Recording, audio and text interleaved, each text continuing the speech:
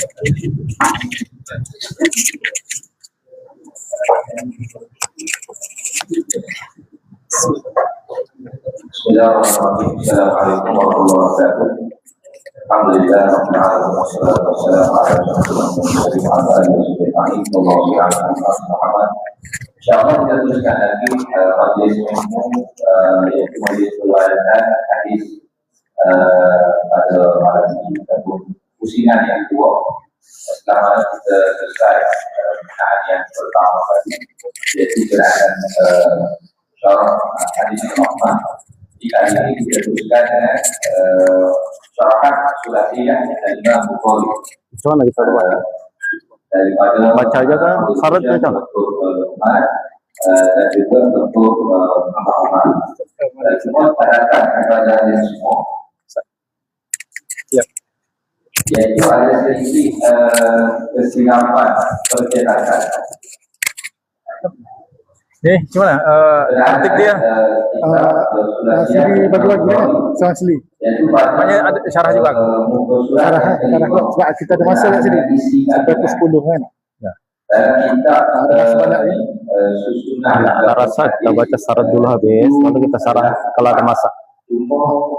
Ya. Adakah syarat dengan terjemahkan atau gimana? Terjemah dulu. Kita maksudnya baca syarat dulu habis, baca jamatan untuk periwayatan kan sebab baru syarah. Ya boleh. Yang baca syekh lah Supaya kalau ada yang mungkin tak ikut sampai awal, ada yang terbalik awal kan. Jadi format dia segi berdua lah. Kita baca, Lukman baca lah, tengok. Yang syarah saya baca. Tak boleh, ada syarah habis. Pilih-pilih dia.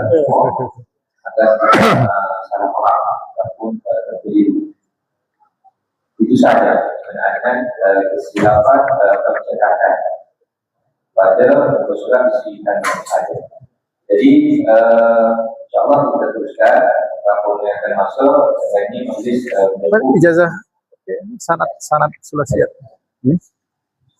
Bukan. Kata yang Sulasiyah.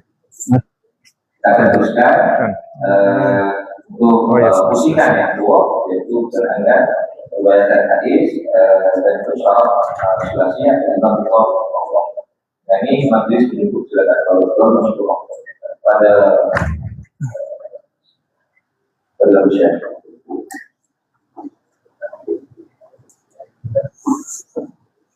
Bismillahirrahmanirrahim. Assalamualaikum warahmatullahi wabarakatuh. Alhamdulillah wassalatu wassalamu ala sayyidina wa maulana Rasulillah wa ala alihi wa sahbihi wa man wala amma ba'd. Tuan-tuan dan puan-puan yang dikasihi Allah Subhanahu wa taala, insyaallah tertib kita di dalam periwayatan dan ijazah sanad Sulasiyah Imam Al-Bukhari adalah yang pertama kita akan baca dulu hadis dia, ya, baca seluruh hadis hingga khatam. Lepas itu baru kita akan syarah dengan syarahan yang ringkas, supaya kita riwayatkan dulu, ya. Lepas itu baru kita dirayah, ya. Lepas itu baru ijazah.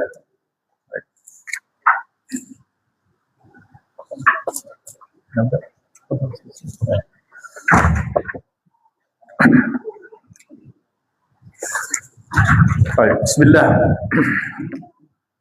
حدثنا شيخنا شيخ الإسلام مفتي الديار المصرية الأسبق الدكتور علي جمعة محمد الشافعي قراءة عليه وسماعا عن أبي الفضل عبد الله بن الصديق الغماري عن القاضي عبد الحفيظ الفاسي عن الشيخ يوسف السويد البغدادي عن أبي الفيض محمد مرتضى الحسين الزبيدي عن أبي محمد عبد الخالق بن أبي بكر المزجاجي عن السيد عماد الدين يحيى بن عمر بن عبد القادر الحسيني عن السيد أبي بكر بن علي البطاح الحسيني عن السيد يوسف بن محمد البطاح الحسيني عن السيد طاهر بن الحسين الأهدل الحسيني عن وجيه الدين عبد الرحمن بن علي الشيباني عن الحافظ شمس الدين محمد بن عبد الرحمن السخاوي عن الحافظ أبو الفضل أحمد بن علي بن حجر العسقلاني عن البرهان إبراهيم بن أحمد بن عبد الواحد التنوخي عن أبي العباس أحمد بن عبد الطيب الحجار أبي طالب الحجار عن الشيخ الإمام الصالح العارف أبي الوقت عبد الأول بن عيسى بن شعيب السزي الهروي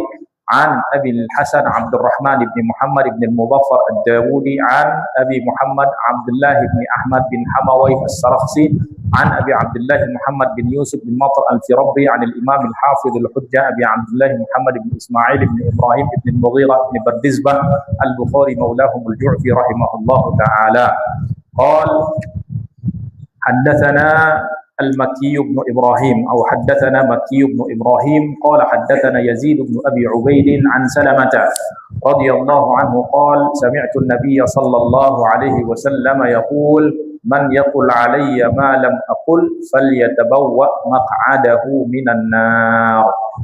الحديث الثاني حدثنا وبه إليه قال dengan sanad yang tadi قال الإمام البخاري قال حدثنا يزيد بن أبي عبيد قال حدثنا المكي قال حدثنا يزيد بن أبي عبيد عن سلمة قال كان جدار المسجد عند المنبر ما كادت الشاة تجوزها. وبه إليه قال حدثنا المكي بن إبراهيم قال حدثنا يزيد بن أبي عبيد قال كنت آتي مع سلمة بن الأكوع رضي الله عنه فيصلي عند الأسطوانة التي عند المصحف فقلت يا أبا مسلم أراك تتحرى الصلاة عند هذه الأسطوانة قال فإني رأيت النبي صلى الله عليه وسلم يتحرى الصلاة عندها.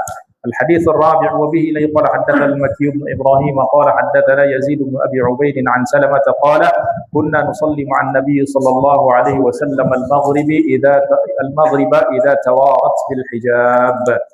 وبه إليه قال حدثنا أبو عاصم عن يزيد بن أبي عبيد عن سلمة بن الأكوع رضي الله عنه أن النبي صلى الله عليه وسلم بعث رجلا ينادي في الناس يوم عاشوراء أن من أكل فليتم أو فليصم ومن لم يأكل فلا يأكل. وبإليه قال حدثنا المكي بن إبراهيم قال حدثنا يزيد عن سلمة بن الأكوع رضي الله عنه قال أمر النبي صلى الله عليه وسلم رجلا من أسلم أن أذن في الناس أن من كان أكل فليصم بقية يومه ومن لم يكن أكل فليصم فإن اليوم يوم عاشوراء. وبإليه قال حدثنا المكي بن إبراهيم قال حدثنا يزيد بن أبي عبيد عن سلمة بن الأكوع رضي الله عنه قال كنا جلوسا عند النبي صلى الله عليه وسلم إذ أتي بجنازة فقالوا صلي عليها فقال هل عليه دين؟ قالوا لا. قال فهل ترك شيئا؟ قالوا لا فصلى عليه. ثم أتي بجنازة أخرى فقالوا يا رسول الله صلي عليها قال هل عليه دين؟ قيل نعم. قال فهل ترك شيئا؟ قالوا 3 دنانير فصلى عليها. ثم أتي بالثالثة فقالوا صلي عليها قال هل ترك شيئا؟ قالوا لا. قال فهل عليه دين؟ قالوا 3 دنانير. قال صلوا على صاحبكم. قال أبو قتادة صل عليه يا رسول الله وعلي دينه فصلى عليه. وبإليه قال حدثنا أبو عاصم عن يزيد بن أبي عبيد عن سلمة بن الأكوع رضي الله عنه أن النبي صلى الله عليه وسلم أتي بجنازة ليصليها عليها فقال هل عليه من دين؟ قالوا لا فصلى عليه. ثم أتي بجنازة أخرى فقال هل عليه من دين؟ قالوا نعم. قال صلوا على صاحبكم. قال أبو قتادة علي دينه يا رسول الله وصلى عليه.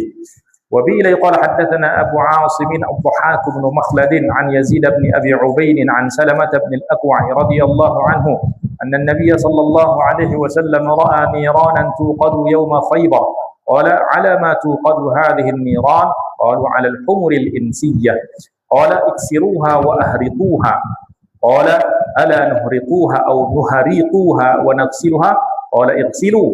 قال أبو عبد الله كان ابن أبي أويس يقول الحمر الأناسية بنصب الألف والنون. وبإليه قال حدثنا محمد بن عبد الله الأنصاري قال حدثنا حميد أن أنسا حدثهم أن الربيع وهي ابنة النضر كسرت ثنية جارية فطلبوا الأرش وطلبوا العفو فأبوا فأتوا النبي صلى الله عليه وسلم فأمرهم بالقصاص. فقال أنس بن النضر: أتكسر ثنية الربيع يا رسول الله؟ لا والذي بعثك بالحق لا تكسر ثنيتها. فقال: يا أنس كتاب الله القصاص. فرضي القوم وعفوا. فقال النبي صلى الله عليه وسلم: إنا من عباد الله من لو أقسم على الله لأبره. زاد الفزاري عن حميد عن أنس: فرضي القوم وقبلوا الأرش. وبه قال حدثنا المكي بن إبراهيم قال حدثنا يزيد بن أبي عبيد عن سلمة رضي الله عنه قال: بايعت النبي صلى الله عليه وسلم ثم عدلت إلى ظل الشجرة، فلما خف الناس قال: يا ابن الأكوع ألا تبايع؟ قال: قلت: قد بايعت يا رسول الله. قال: وأيضا. فبايعته الثانية، فقلت له: يا أبا مسلم على أي شيء كنتم تبايعون يومئذ؟ قال: على الموت. وبه قال حدثنا المكي بن إبراهيم قال حدثنا أخبرنا يزيد بن أبي عبيد عن سلمة رضي الله عنه أنه أخبره قال: خرجت من المدينة ذاهبا نحو الغابة، حتى إذا كنت بثنية الغابة لقيني غلام لعبد الرحمن بن عوف. قلت: ويحك ما بك؟ قال: أخذت لقاح النبي صلى الله عليه وسلم. قلت: من أخذها؟ قال: غطفان وفزارة. فصرخت ثلاث صرخات أسمعت ما بين لابتيها: يا صباحا يا صباحا. ثم اندفعت حتى ألقاهم وقد أخذوها، فجعلت أرميهم وأقول: أنا ابن الأكوع واليوم يوم الرضع. فاستنقذتها منهم قبل أن يشربوا، فأقبلت بها أسوقها، فلقيني النبي صلى الله عليه وسلم، فقلت: يا رسول الله إن القوم عطاش، وإني أعجلتهم أن يشربوا سقيهم، فابعث في إثرهم. فقال: يا ابن الأكوع ملكت فأسجح، إن القوم يقرون في قومهم. وبه قال حدثنا عصام بن خالد قال حدثنا حريز بن عثمان أنه سأل عبد الله بن بسر رضي الله عنه صاحب النبي صلى الله عليه وسلم قال: أرأيت النبي صلى الله عليه وسلم كان شيخا؟ قال: كان في عنفقته شعرات بيض. وبه قال حدثنا المكي بن إبراهيم قال حدثنا يزيد بن أبي عبيد قال: رأيت أثر ضربة في ساق سلمة رضي الله عنه، فقلت: يا أبا مسلم ما هذه الضربة؟ قال: هذه ضربة أصابتني يوم خيبر، فقال الناس: إن أصيب سلمة. فأتيت النبي صلى الله عليه وسلم فنفث فيه 3 نفثات، فما اشتكيتها حتى الساعة. وبه قال حدثنا أبو عاصم بن الضحاك بن مخلد قال حدثنا يزيد عن سلمة بن الأكوع رضي الله عنه قال: غزوت مع النبي صلى الله عليه وسلم 7 غزوات، وغزوت مع ابن حارثة استعمله علينا. وبه قال حدثنا محمد بن عبد الله الأنصاري قال حدثنا حميد أن أنس رضي الله عنه حدثهم عن النبي صلى الله عليه وسلم قال: كتاب الله القصاص. وبه قال حدثنا المكي بن إبراهيم قال حدثني يزيد بن أبي عبيد عن سلمة بن الأكوع رضي الله عنه قال: لما أمسوا يوم فتحوا خيبر أوقدوا النيران. قال النبي صلى الله عليه وسلم: على ما أوقدتم هذه النيران؟ قالوا: لحوم الحمر الإنسية. قال: أهرقوا ما فيها واكسروا قدورها. فقام رجل من القوم فقال: نهريق ما فيها ونغسلها. فقال النبي صلى الله عليه وسلم: أو ذاك.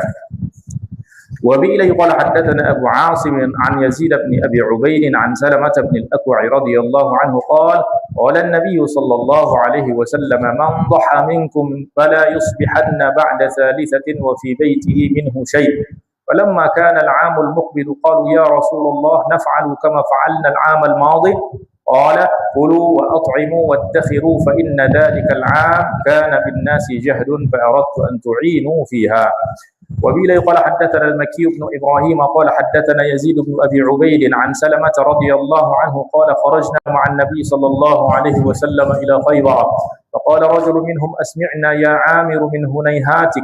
فحدا بهم، فقال النبي صلى الله عليه وسلم: من السائق؟ قالوا: عامر. فقال: رحمه الله. فقالوا: يا رسول الله هلا أمتعتنا به؟ فأصيب صبيحة ليلته. فقال القوم: حبط عمله، قتل نفسه. فلما رجعت وهم يتحدثون أن عامرا حبط عمله، فجئت إلى النبي صلى الله عليه وسلم فقلت: يا نبي الله، فداك أبي وأمي، زعموا أن عامرا حبط عمله.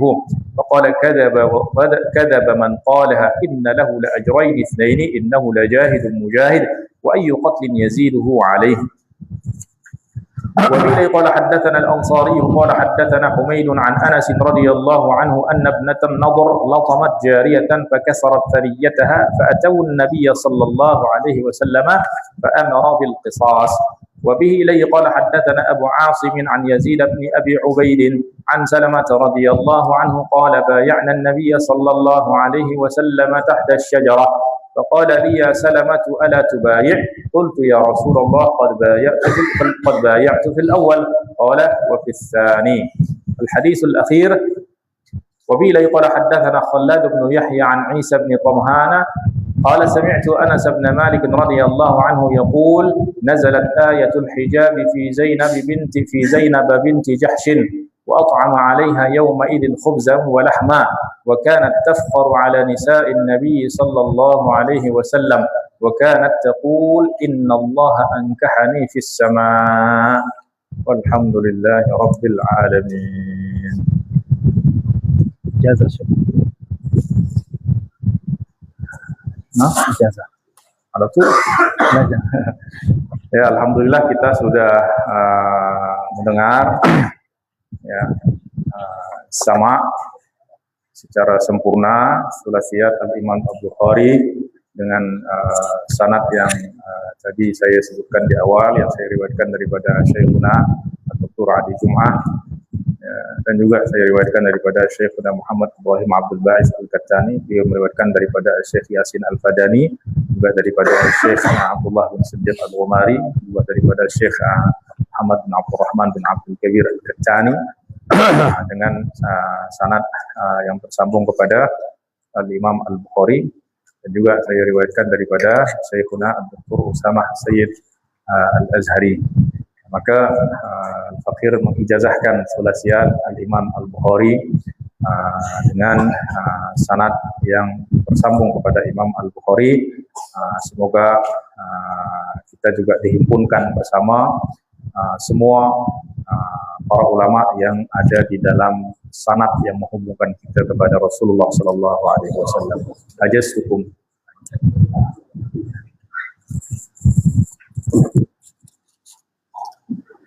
Bismillahirrahmanirrahim. Alhamdulillah rabbil alamin. Wassalatu wassalamu ala sayyidina Muhammadin wa alihi wa sahbihi ajma'in.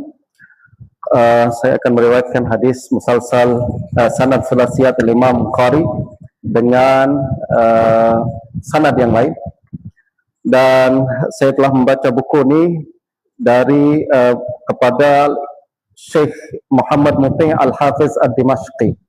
Kalau tadi Syekh Dr. Luqman dari Syekh Ali Jum'ah di Mesir, saya ajak tuan-tuan sekarang pergi ke Damsyik, ke Syria. Okay, faqad akhbarana al-Musnid Syekh Muhammad Muti' Al-Hafiz Ad-Dimashqi قال أروي هذه الثلاثيات بالسند المتصل عن شيخ محمد سعيد البرهاني وهو عن شيخه المحدث الأكبر الحافظ محمد بدر الدين الحسني الدمشقي عن البرهان إبراهيم السقاء عن الشيخ سعيليب المصري الضرير عن الإمام شهاب الدين أحمد الملوي عن الحافظ عبد الله بن سالم المصري المكي عن الحافظ محمد بن العلاء البابلي عن سالم بن محمد السنهوري عن الحافظ نجم الدين الغيطي عن شيخ الإسلام زكريا الأنصاري عن الحافظ أحمد بن علي بن حجر العسقلاني عن إبراهيم التنوخي عن أحمد بن أبي طالب الحجان عن الحسين بن المبارك الزبيدي عن أبي الوقت عبد الأول بن عيسى السجزي عن عبد الرحمن بن محمد الداودي عن عبد الله بن أحمد السرخسي عن محمد بن يوسف الفربري عن أمير المؤمنين في الحديث أبي عبد الله محمد بن إسماعيل البخاري rahimahumullahu jami'. Kita masuki tuan-tuan hadis yang pertama. Qala haddatsana Makki bin Ibrahim qala haddatsana Yazid bin Abi Ubaid an Salamah radhiyallahu anhu qala sami'tu an-nabiy sallallahu alaihi wasallam yaqul man yaqul alayya ma lam aqul falyatabawwa maq'adahu minan nar. Kata Imam Bukhari, Makki bin Ibrahim telah menceritakan kepada kami. Tuan-tuan ada terjemahan buku ini kan? Kita baca sekali dengan terjemahannya untuk dapat istifadah sedikit kandungan daripada hadis ini. Makki bin Ibrahim telah menceritakan kepada kami. Makki bin Ibrahim tuan-tuan adalah musnid di Khurasan Al-Balkhi. Dia seorang ulama musnid. Khurasan itu adalah kawasan luas di sebelah timur dunia Islam pada masa ini.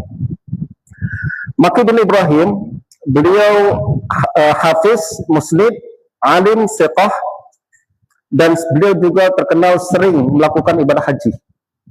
Dia mengatakan, hajjajtu sittina hajjatan, saya telah melakukan ibadah haji 60 kali, wa tazawwajtu sittina imra'atan, dan saya menikah dengan 60 orang perempuan. Ini berbeza teman-teman, bukan kawin 60 istri ya, kawin cerai atau meninggal dunia dan lain sebagainya. Hal itu adalah karena Imam Makki bin Ibrahim ini orang kaya. Dia punya lahu mal wa tijarah, kata Imam Az-Zahabi. Lahu mal wa tijarah, dia ada bisnis dan dia juga ada perniagaan ya. Jadi kalau orang mampu tak ada masalah. Dan satu lagi syaratnya adalah tidak takut istri. Kalau saya takut lah. Dr. Lukman pun saya rasa takut juga. Satu mazhab kita. Takutlah ada dalam majlis. Makki bin Ibrahim telah menceritakan kepada kami, beliau berkata, Yazid bin Abi Ubaid adalah Maula Salamah bin Aqwa. Nah, sahabat Nabi yang akan kita riwayatkan ni, Yazid bin Abi Ubaid, dia tinggal di Madinah. Yazid bin Abi Ubaid telah menceritakan kepada kami daripada Salamah. Salamah ini adalah sahabat Nabi, tuan-tuan. Salamah ibn al-Aqwa, dan beliau adalah seorang minas suja'an, seorang pemberani, warrior. Dan beliau datang berjumpa dengan baginda Nabi SAW pada Hudaybiyah, pada tahun Hudaybiyah, pada 6 Hijrah. Selepas itu kemudian beliau ikut bersama baginda Nabi dan ikut peperangan. Nanti beliau akan katakan, saya ikut 7 kali peperangan bersama baginda Nabi SAW, bermula daripada Hudaybiyah.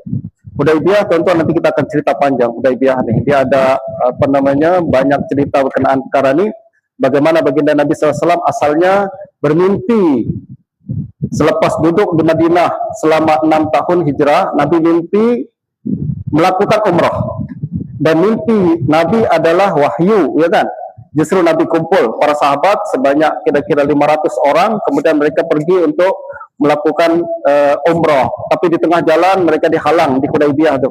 Dihalang, tak boleh masuk.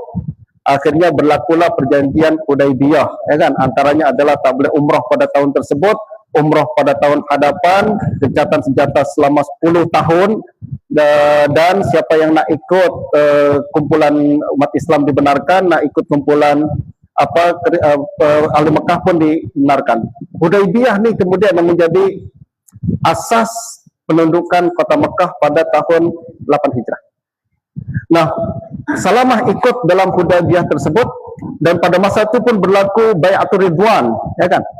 Bai'atul Ridwan, tahta syajarah, di bawah pokok samurah pada zaman itu, dan Salamah pun ikut dalam Bai'atul Ridwan. Nanti dia akan ceritakan juga macam mana beliau ikut dalam khutbah bai'at tersebut. Hadis pertama ni, kata Salamah bin Aqwa, beliau berkata, aku mendengar Nabi SAW bersabda, sesiapa yang mengatakan atas namaku sesuatu yang tidak pernah aku katakan, maknanya siapa yang pandai-pandai kata Nabi kata macam ni padahal Nabi tak kata, fal yatabawa maq'adahu minan nar, siaplah menempah tempat duduknya di dalam api neraka. Ijma', ittifaq ulama dari kalangan muhaddisin, fuqaha, termasuk juga ahli tasawuf, bahwa haram mencipta hadis palsu.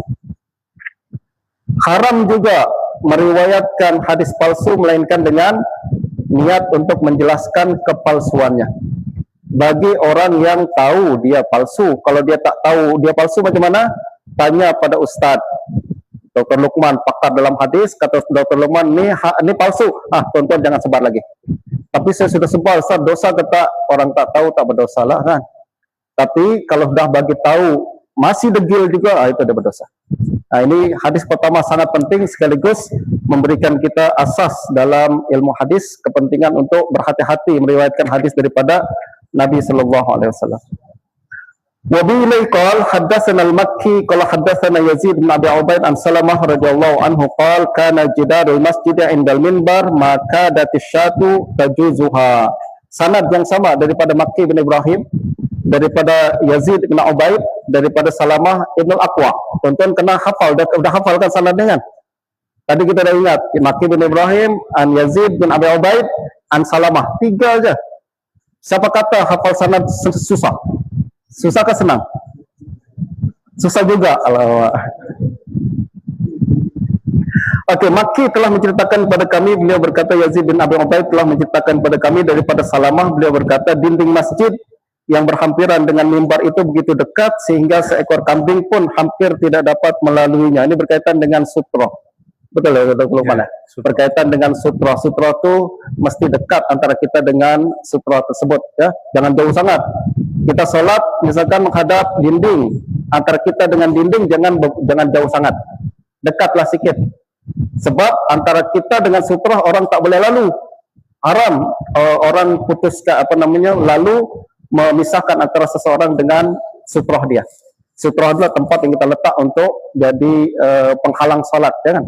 Para ulama mengatakan paling kurang tingginya adalah satu zirah, satu macam tiang ni ya, itu kita letak barang letak situ pun okey. Jangan kita jauh sangat. Tuan-tuan solat di sana, kita cakap sutra aku lah dinding sini. Maknanya orang tak boleh lalu depan ni semua, betul tak? Itu kita telah kita telah pajak satu surau untuk kita seorang diri. Dan saya kita kena dekat-dekat. Betul kata Dr. Luman? Nah, jangan silap pula. Ada tambahan kata. Sudah. Hadis yang ketiga, wabihi qala hadatsana al-Makki bin Ibrahim qala hadatsana Yazid bin Abi Ubaid qala kuntu ati ma'a Salamah bin al-Aqwa radhiyallahu anhu fa yusalli inda al-ustuwana allati inda al-mushaf faqultu ya Aba Muslim araka tataharra as-salata inda hadhihi al-ustuwana qala fa inni ra'aytu an-nabiy sallallahu alaihi wasallam yataharra as-salata indaha. Ya, baik, hadis yang ketiga ini diriwayatkan juga oleh Salamah, oleh Yazid bin Abi Ubaid daripada dia berkata, aku pernah datang bersama Salamah bin Al-Aqwa, yakni datang ke Masjid An-Nabawi, Masjid Rasulullah sallallahu alaihi wasallam. Lalu Salamah solat di sisi tiang yang berada berhampiran tempat mushaf. Ini menggambarkan tentang keadaan masjid pada masa itu. Ya. Maka aku berkata, wahai Abu Muslim. Ya, Abu Muslim adalah kunyah. Ya, kunyah itu nama panggilannya. Ya, yang orang Arab selalunya gunakan jarang yang dipanggil dengan nama dia sendiri, tapi dia gunakan nama panggilan Abu Fulan, sama ada ke nama anak ke, atau kalau tak punya anak pun tidak masalah. Nah, dan kata hari itu kita dengar daripada Syekh Zakaria Al-Talib, Ahmad Al-Talib, bahwa ya sunnah juga kita punya kunyah, ya.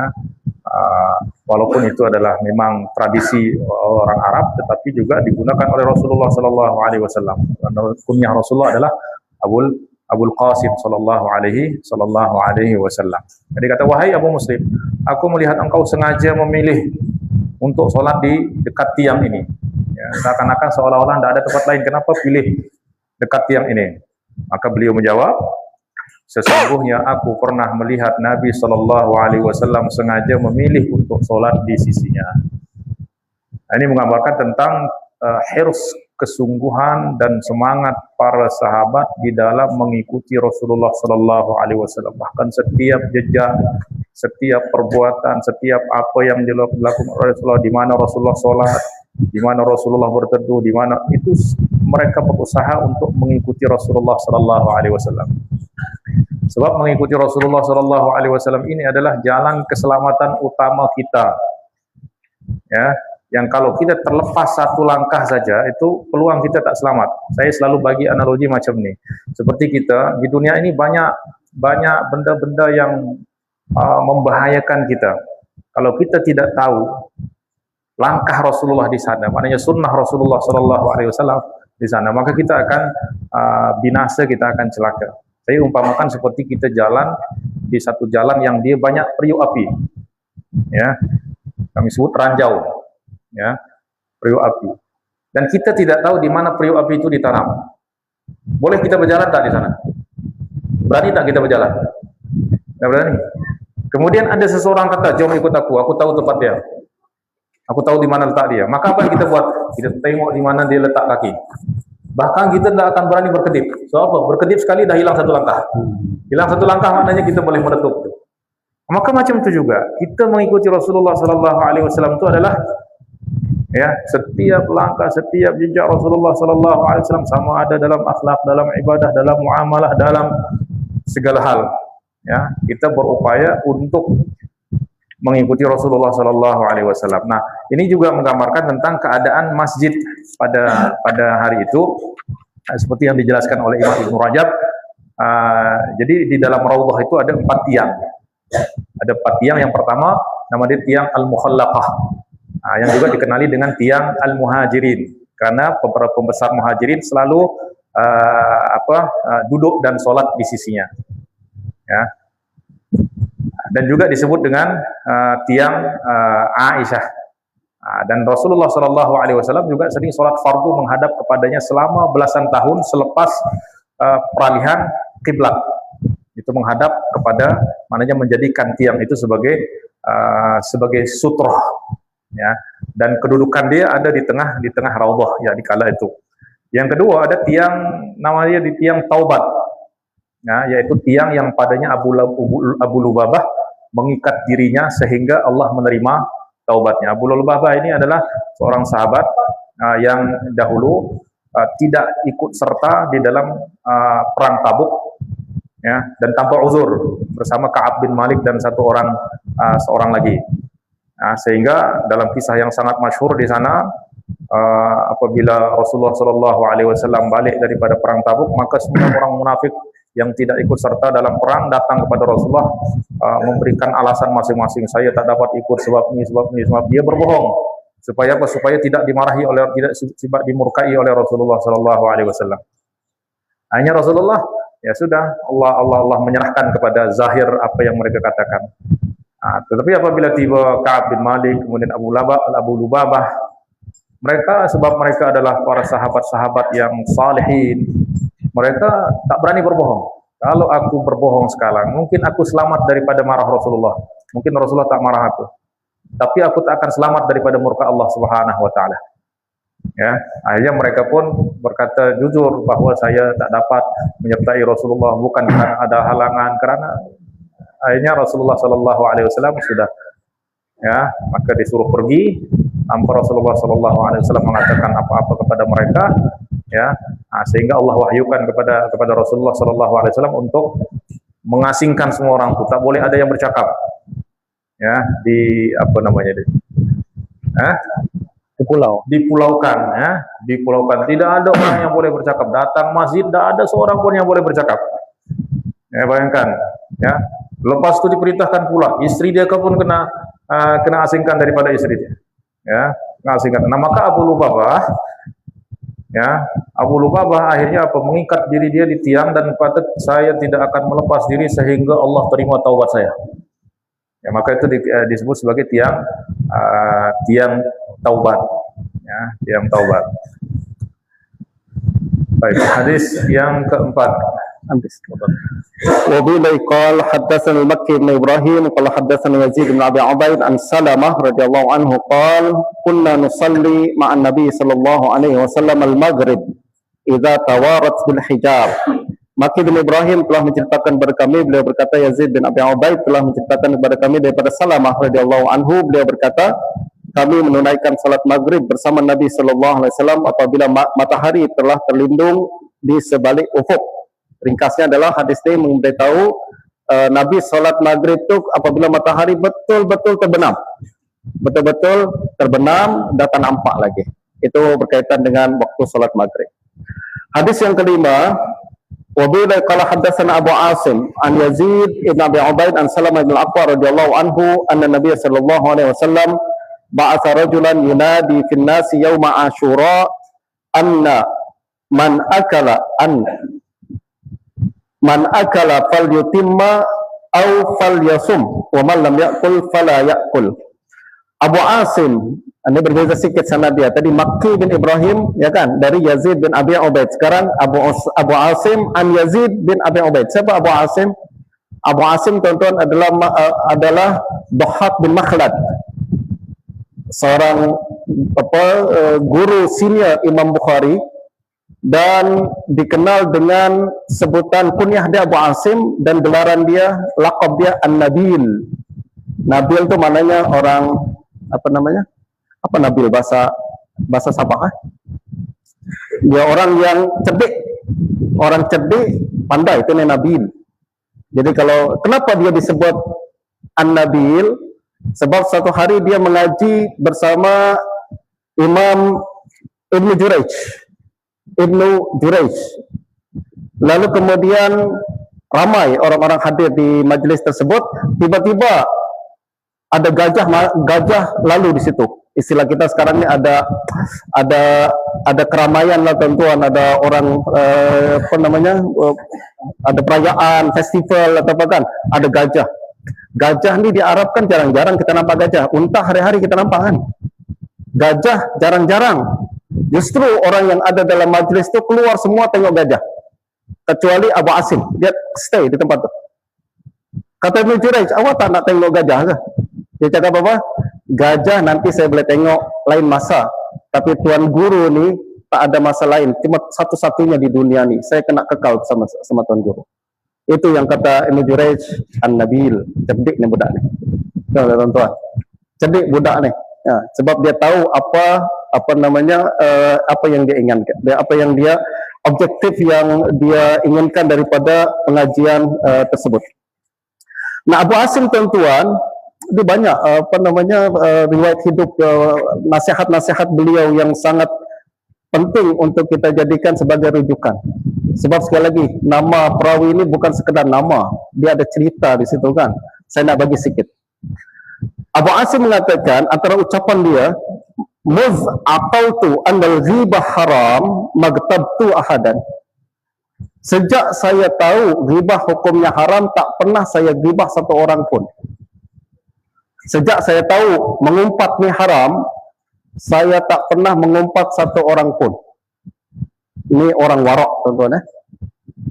Kita tahu berapa banyak hukum hakam, tak buat pun. Kita tahu mengumpat haram, tak ijma' ulama mengumpat haram tuan-tuan. Tak ada satu orang pun ulama kata mengumpat halal. Tak. Haram. Melainkan ada beberapa kondisi tertentu disebutkan oleh Imam Nawawi dalam Riyadhus Shalihin. Antara untuk jarah wa ta'dil boleh, atau untuk bersaksi depan hakim boleh kan, dan lain sebagainya. Tapi hukum asalnya adalah haram. Dia katakan sejak saya tahu mengumpat haram, saya tak pernah mengumpat orang. Ini sepatutnya seorang ahli hadis macam tu. Kita belajar hadis, oh Nabi kata macam tu, tak boleh ya? Sekarang juga saya tak buat. Selama-lamanya, until when saya akan buat. Lalu kemudian, beliau pernah mengatakan tuan-tuan, ini ucapan Abu Asim An-Nabil juga, tengok cerdiknya dia. Dia katakan apa? Man talaba hadzal hadis faqad talaba a'lal umur fayajibu an yakuna khairan nas.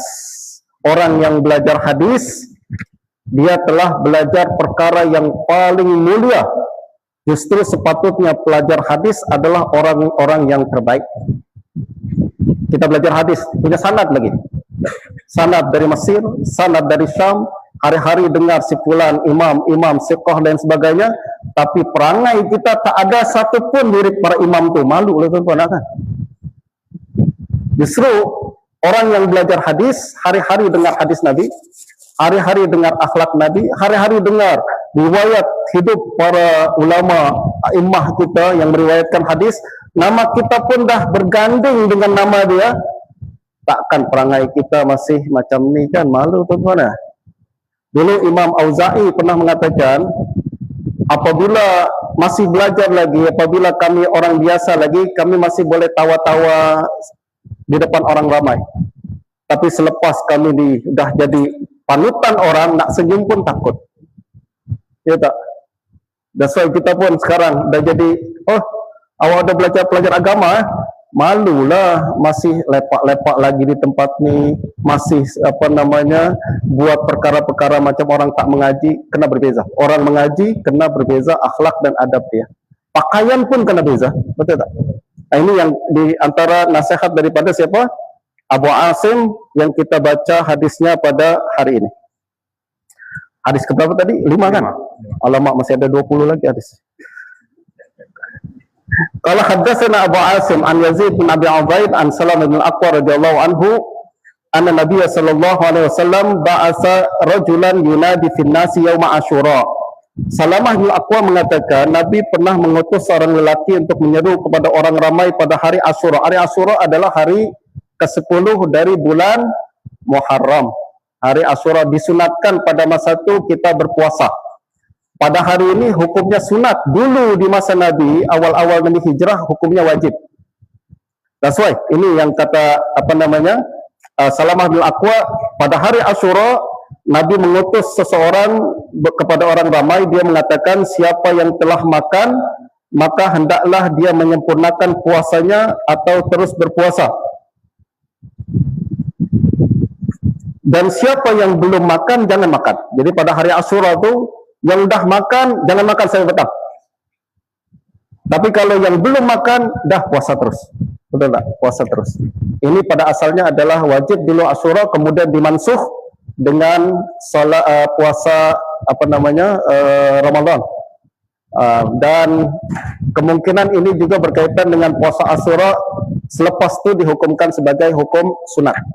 Sunat. Jadi orang yang sunat ini tentu puasa sunat dibenar tak perlu niat malam-malam kan. Wajib kita kena tabiat niat dari malam. Tapi kalau puasa sunat tengah hari kita belum makan, saya niatlah untuk puasa, boleh tak? Boleh. Itu yang berlaku pada hari Asyura dan hari-hari sunat yang lain. Hadis yang ke-6. Wa bihi ilai qala hadatsana al-Makki bin Ibrahim qala hadatsana Yazid an Salamah bin Al-Aqwa radhiyallahu anhu qala amara an-nabiy sallallahu alaihi wasallam rajulan min aslam an adzin fin nas anna man kana akala falyasum baqiyata yaumi wa man lam yakun akala falyasum fa innal yauma yauma Asyura. Hadis ini mirip dengan hadis yang sebelumnya, yaitu Makki bin Ibrahim telah menciptakan pada kami, beliau berkata Yazid telah menciptakan pada kami daripada Salamah bin Aqwa radhiyallahu anhu, beliau berkata Nabi sallallahu alaihi wasallam memerintahkan seorang lelaki daripada kabilah Aslam untuk mengumumkan kepada orang ramai, sesiapa yang telah makan maka hendaklah dia menahan diri sepanjang baki hari tersebut. Jadi hari Asyura, kata Nabi yang sudah sarapan terlanjur makan tadi, jangan makan sampai petang. Tapi siapa yang belum makan maka hendaklah dia berpuasa. Siapa yang belum makan, niatkan puasa pada hari tersebut. Sesungguhnya hari ini ialah hari Asyura. Hari Asyura sunat kita berpuasa dalam hadis Sahih Muslim. Siapa yang berpuasa pada hari Asyura maka Allah ampunkan dosa 1 tahun, ya kan? 1 tahun yang lepas. Hadis yang ke-7. Wa bi laqal hadatsana al-Makki bin Ibrahim qala hadatsana Yazid bin Abi Ubaid an Salamah bin Al-Aqwa radhiyallahu anhu qala kunna julusan inda Nabi sallallahu alaihi wasallam id utiya bi janazah faqalu salli 'alaiha faqala hal 'alaihi dain qalu la qala fa hal taraka syai'an qalu la fa shalla 'alaihi summa utiya bi janazatin ukhra faqalu ya Rasulullah salli 'alaiha qala hal 'alaihi dain qila na'am qala fa hal taraka syai'an qalu salasata dananir fa shalla 'alaiha summa utiya bis salisa faqalu salli 'alaiha qala hal taraka syai'an qalu la qala fa hal 'alaihi dain qalu salasatu dananir qala sallu 'ala sahibikum qala Abu Qatadah salli 'alaihi ya Rasulullah wa 'alayya dainuhu fa shalla 'alaihi. Ini hadis berkenaan dengan Nabi, setiap kali orang meninggal dunia dibawa kepada Nabi untuk Nabi salatkan. Nabi akan tanya dulu dia ada hutang ke tak ada hutang. Kalau tak ada hutang Nabi salatkan. Tapi kalau Nabi dikatakan ada hutang, dia ada waris, ada pusaka untuk bayar hutang itu, ada, Nabi pun salatkan. Tapi kalau ada hutang, tak ada pusaka untuk bayar, Nabi katakan awak salatkanlah, saya tak nak salatkan. Ini dulu berlaku sebelum Islam banyak ghanimah. Jadi orang punya hutang, kalau Nabi salatkan, bimbangnya nanti orang ingat kata apalah aku punya hutang tak payah bayar, Nabi salatkan hampu dosa aku habis semua. Betul tak? That's why Nabi menolak untuk salatkan orang tersebut agar bayar hutang sebelum meninggal dunia, jangan ambil ringan perkara ini. Tapi kemudian selepas Islam dah banyak ghanimah dan Baitul Mal pun banyak duit, maka Nabi bayarkan orang yang punya hutang. Orang meninggal dunia tak ada siapa bayar hutang, maka Nabi bayarkan hutang tersebut. Kita adakah kena buat macam tu? Kalau ada orang meninggal imam, ada orang meninggal dunia, imam tanya, aku ada hutang dulu tak? Perlukah imam tanya dia punya hutang? Tak perlu tuan-tuan. Imam, engkau bukan macam Nabi. Doa kita belum tentu diterima oleh Allah Subhanahu Wa Taala, betul tak? Tapi kalau Nabi, doanya adalah mustajab. Jadi berbeza hukum perkara tersebut. Hadis yang ke-9.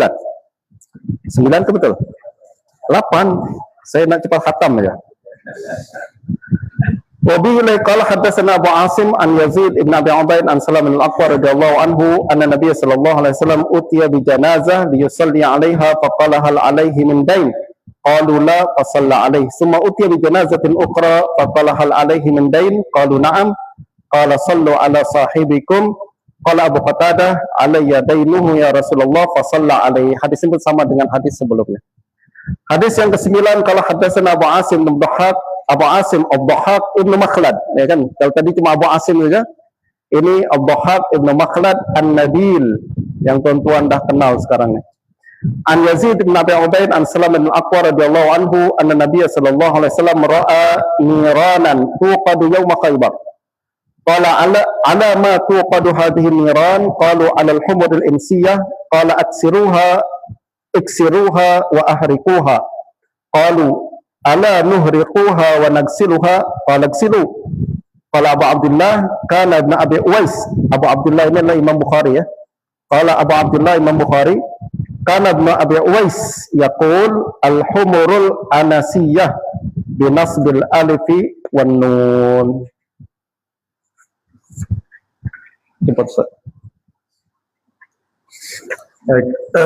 Hadis ini Imam Al-Bukhari jelaskan di dalam bab yang berkenaan dengan awani atau bekas-bekas yang mengandungi arak. Adakah dia perlu dipecahkan, atau juga mungkin ada kantung-kantung atau botol ke apa yang pernah digunakan arak, maknanya adakah kita boleh gunakan? Dan seperti yang semalam saya juga sudah jelaskan bahwa ini mungkin sesuai juga dengan fikih sabahi, di mana ramai orang yang mungkin masih berinteraksi dengan yang tidak muslim, bahkan mungkin dalam satu keluarga pun ada yang sudah mu'alaf, ada yang orang tua dia masih tidak dan hidup dalam satu rumah. Sehingga di Sempurna pun hari itu ada yang tanya, mana saya hidup dengan orang tua saya sudah mu'alaf tapi orang tua saya masih Kristen. Adakah saya boleh gunakan pinggan, gelas dan seumpamanya? Ya. Maka jawaban dia adalah dalam hadis ini, ya, di mana Rasulullah SAW, maknanya Imam Al-Bukhari mengambil kesimpulan daripada apa yang istimbat hukum daripada apa yang diriwayatkan di dalam hadis ini, di mana Rasulullah SAW pada hari Khaybar melihat ada api yang dinyalakan. Kemudian Rasulullah bertanya, ya, apa sebab api ini dinyalakan? Maka mereka menjawab, ini untuk memasak humur ataupun keldai jinak, keldai peliharaan. Keldai itu ada dua, ada himar itu ada dua, ada himar ahliyah atau insiyah dan himar wahsyiyah. Himar wahsyi, keldai ahli himar ahli itu adalah keldai jinak yang selalu digunakan untuk kendaraan. Ya. Kalau himar wahsyi itu apa? Nah, zebra atau kuda belang, ya, kuda belang. Nah, itu yang halal, dan keldai yang jina itu yang haram. Maka Rasulullah SAW perintahkan iksiru, ya, pecahkan periuk-periuk itu dan tumpahkan semua isinya. Nah, kemudian seorang sahabat bertanya, ya Rasulullah, ala nuharikuha, tidakkah memadai kami menuangkan, membuang isi dia, kemudian kami basuh? Maka Rasulullah SAW pun sabda, igsiluha, ya sudah memadai, basuh. Maknanya kalau sudah dibasuh dan sudah bersih, maka tidak mengapa kita gunakan bekas yang pernah digunakan oleh digunakan untuk arak dan seumpamanya. Ya. Dan Imam Bukhari juga nanti akan sebutkan hadis ini dalam bab tentang aniyatul majus, ya, bekas-bekas yang digunakan oleh orang-orang majus. Apa kaitan dengan hadis ini? Sebab orang-orang majus, mereka tak kira makanan halal ke haram, sehingga bekas-bekas mereka pun akan digunakan untuk makan makanan yang haram seperti khinzir, khamr dan seumpamanya. Maka hukum dia adalah boleh kita gunakan, tetapi selepas kita basuh, ya, selepas kita membasuh.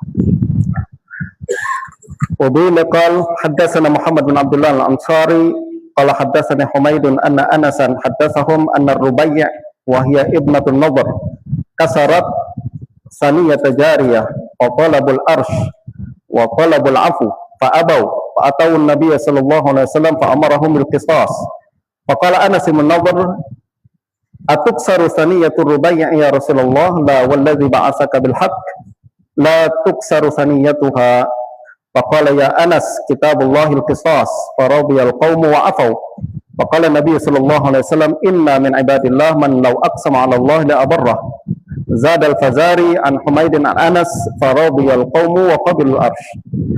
Muhammad bin Abdullah Al-Ansari, Muhammad bin Abdullah Al-Ansari adalah guru Imam Bukhari, masih keturunan Sayyidina Anas bin Malik. Nama dia Muhammad bin Abdullah bin Musanna bin Abdullah bin Anas bin Malik.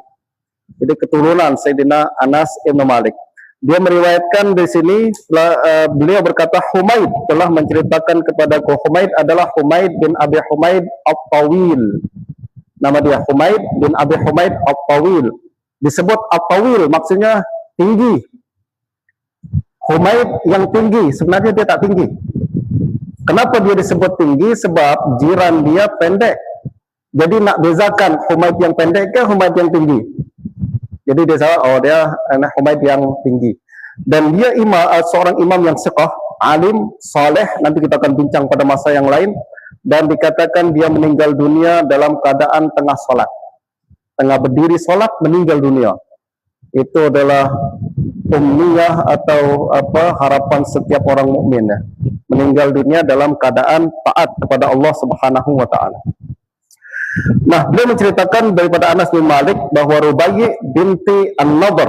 Rubayyi binti An-Nadhr adalah makcik Anas bin Malik, sebab Anas bin Malik bin Nadhr. Ya kan? Anas bin Malik bin Nadhr.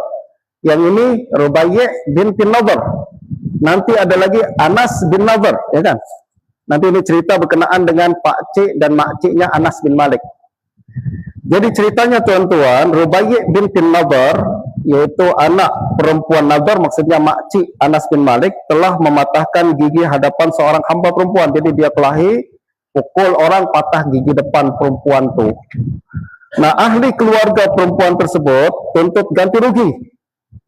Mereka juga diminta supaya memberi kemaafan, tapi mereka enggan, dirayu, udah maafkan aja lah, bebaskanlah. Pak, kena juga ganti rugi atau balas macam seperti itu juga. Maka mereka membawa kes ini kepada Nabi Sallallahu Alaihi Wasallam, lalu baginda memerintahkan agar dilaksanakan qisas. Kata Nabi, qisas. Maknanya kalau dia patahkan gigi orang, dia pun kena dipatahkan gigi dia. Rubayyi ini perempuan, tuan-tuan. Ketika itu Anas bin Nadhr, nah Anas bin Nadhr ni pakciknya Anas, jadi abangnya Rubayyi, ya kan? Anas bin Nadhr lalu berkata, wahai Rasulullah, adakah gigi Rubayyi akan dipatahkan? Dia kata, Rasulullah, dia minta qisas, ya, maknanya gigi Rubayyi akan dipatahkan juga. Apa kata dia? La wallah, dia katakan, demi Allah, gigi Rubayyi tidak akan dipatahkan. Dia sebut dengan sumpah, demi Allah. Maknanya dia confident sangat, tak akan berlaku di mana Rubayyi dipatahkan giginya. Ini adik perempuan saya, tak akan patahkan gigi dia. Padahal Nabi dah suruh, betul tak? Ini juga hukum berlaku qisas. Apa kemudian? Maka Nabi Sallallahu Alaihi Wasallam bersabda, wahai Anas, kitabullah al-qisas. Anas, memang ketentuan Allah kena qisas. Jadi kalau dia patahkan gigi orang, gigi dia kena dipatahkan. Tapi Anas katakan, wallahi demi Allah tak akan dipatahkan gigi dia. Namun kemudian tiba-tiba tuan-tuan, pihak mangsa itu berkenan untuk memaafkan. Jadi lepas perbincangan semula, ternyata keluarga mangsa, okeylah kita tak nuntut qisas, kita maafkan saja. Lalu Nabi Sallallahu Alaihi Wasallam bersabda, sesungguhnya ada dalam kalangan hamba Allah orang yang jika dia bersumpah atas nama Allah, niscaya Allah akan menunaikan sumpahnya. Jadi Nabi katakan, ini seolah-olah pujian kepada Anas, kan? Anas ni memang orang saleh. Dia sumpah tak akan berlaku macam ni, betul tak berlaku macam tu. Betul tak? Justru kata Nabi, ada sekumpulan orang yang sangat saleh, yang mana kalau dia minta kepada Allah, bahkan sumpah kepada Allah, Allah akan kabulkan dia. Dan ini khas untuk Anas juga, tak untuk semua orang sampai hari ini. Ada setengah orang yang mustajab doa dia, tuan-tuan. Yang mana kalau dia kata, la wallah, kalau tak akan berlaku macam ni. Mustahil, tak akan berlaku macam ni. Walaupun sudah berlaku. Ya, walaupun sudah hampir berlaku. Pernah berlaku kepada Imam Izzuddin bin Abdus Salam. Waktu itu kerajaan Mesir tengah menghadapi Tatar. Tatar ni tuan-tuan tak pernah kalah perang. Mereka sudah nak masuk ke Mesir. Lalu kerajaan Mesir pada masa itu gentar nak hadapi mereka. Apa kata Izzuddin bin Abdus Salam? Pergi keluar, saya jamin menang. Padahal tak pernah kalah Tatar. Akhirnya mereka keluar, menang. Pertama dalam sejarah Islam, Tatar boleh dikalahkan. Karena confidentnya Sayyidina Imam Izzuddin bin Abdus Salam. Ini termasuk dalam hadis ini. Inna min ibadillah man law aqsama ala Allah la abarrah. Ada sekumpulan hamba Allah ni yang kalau dia sumpah, Allah akan kabulkan permintaan tersebut.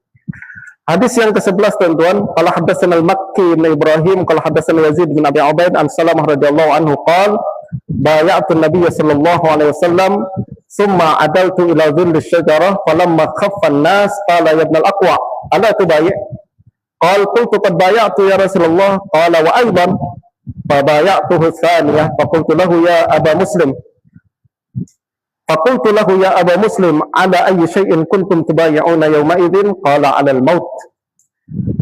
Makki bin Ibrahim telah menceritakan pada kami, beliau berkata, Yazid bin Abi Ubaid telah menceritakan kepada kami daripada Salamah bin Aqwa radhiyallahu anhu, beliau berkata, aku telah berbaiat kepada Nabi. Ini baiat di mana tuan-tuan? Baiatur Ridwan. Tadi kan dia ikut baiatur Ridwan dalam Hudaybiyah. Saya telah berbaiat kepada Nabi, kemudian aku pergi nak berteduh di bawah pokok. Lalu kemudian baginda lalu bersabda, apabila orang ramai semakin berkurangan, jadi selepas baiat dia duduk di tepi pokok, orang ramai sudah bersurai, Nabi panggil lagi Salamah, wahai Ibn al-Aqwa, tidakkah engkau mau berbaiat? Kata dia, Ibn al-Aqwa, awak tak baiat ke? Apa kata Salamah? Aku telah berbaiat, tadi saya sudah baiat Rasulullah. Kata Nabi, sekali lagi. Maknanya Salamah bin Aqwa baiat 2 kali. Orang lain cuma 1 kali, dia baiat 2 kali. Kenapa? Ada kelebihan, ya kan? Salamah bin Aqwa ni dia warrior, dia orang yang sangat pemberani. Nanti kita akan tengok tuan-tuan hebatnya Salamah bin Aqwa ni. Dan baginda bersabda sekali lagi, maka aku pun berbaiat kepada baginda kedua kali. Kemudian Yazid bin Abi Ubaid bertanya kepadanya, wahai Abu Muslim, yaitu Salamah, atas perkara apakah kamu semua berbaiat pada hari itu? Beliau menjawab, atas kematian. Jadi Yazid kata, baiat tu dulu baiat apa?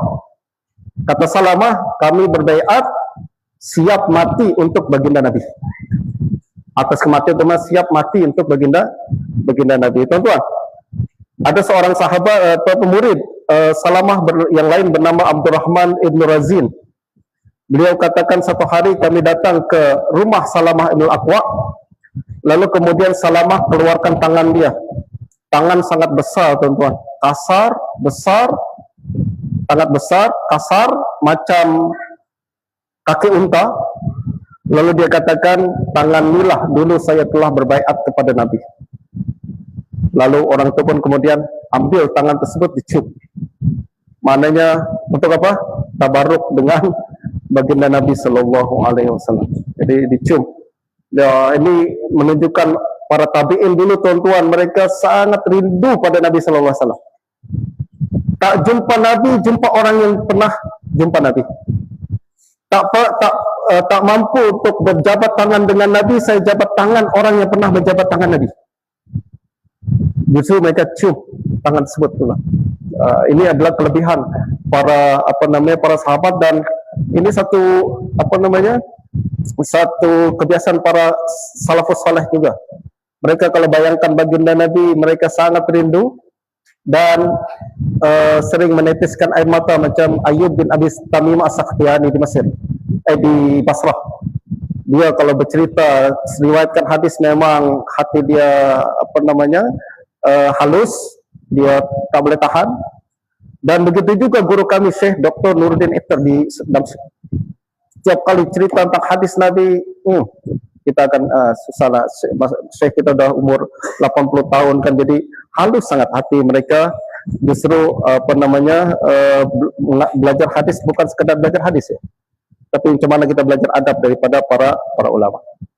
Hadis yang ke-12 tuan-tuan, haddatsana Makki bin Ibrahim qala akhbarana Yazid ibn Abi Ubaid an Salamah radhiyallahu anhu annahu akhbarahu qala kharajtu min al-Madinah dhahiban nahwa al-ghabah hatta idza kuntu bi thaniyatil ghabah laqiyani ghulamun Abdurrahman bin Auf qultu wayhaka ma bik qala ukhidat liqahu an-nabi sallallahu alaihi wasallam qultu man akhadhaha qala Ghatafan wa Fazara فصرخت ثلاث صرخات أسمعت ما بين لابتيها يا صباحا يا صباحا ثم اندفعت حتى ألقاهم وقد أخذوها فجعلت أرميهم وأقول أنا ابن الأقوى واليوم يوم الرضا فاستنقذتها منهم قبل أن يشربوا فأقبلت بها أسوقها فلقيني النبي صلى الله عليه وسلم فقلت يا رسول الله إن القوم عطاش وإني أعجلتهم أن يشربوا سقيهم فبعث في إسرهم فقال ابن الأقوى ملكت فأنجح إن القوم يقرون في قومهم. Ini cerita tuan-tuan berkenaan dengan peristiwa Zulqard, di mana pada tahun 6 Hijrah ada sekumpulan pencuri dari Fazarah dan Ghatafan. Memang mereka selalu nak ganggu orang Islam. Mereka curi unta sedekah milik umat Islam. Curi unta tu, bawa semua, yang jaga pun dibunuh, dan isteri yang jaga tu pun dibawa. Nah ini yang kemudian Salam al-Aqwa dengar, tahu orang pertama yang tahu perkara tu, kemudian dia kejar. Dan Imam Ibn Hajar mengatakan Salam al-Aqwa ni sangat pemberani, dan dia mampu berlari lebih laju daripada kuda.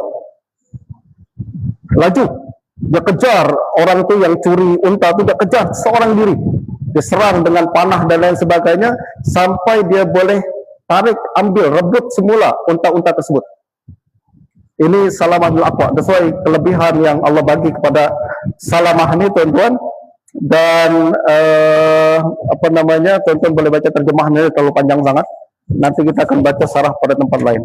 Hadis yang ke-13, haddatsana Isam bin Khalid qala haddatsana Hariz bin Utsman annahu sa'ala Abdullah bin Busr radhiyallahu anhu sahiban Nabi sallallahu alaihi wasallam qala ara'aita an-nabiy sallallahu alaihi wasallam kana shaykhan qala kana fi anfaqatihi sya'aratun biyud. Dikotok kami. Isam bin Khalid telah menceritakan kepada kami, beliau berkata Hariz bin Utsman telah menceritakan kepada kami bahawa beliau bertanya kepada Abdullah bin Busr, seorang sahabat Nabi, adakah engkau melihat Nabi sallallahu alaihi wasallam ketika baginda telah berusia lanjut? Beliau menjawab, terdapat beberapa helai rambut putih pada anfaqah. Anfaqah sini. Anfaqah Nabi ada beberapa helai rambut putih. Maknanya Nabi pun beruban.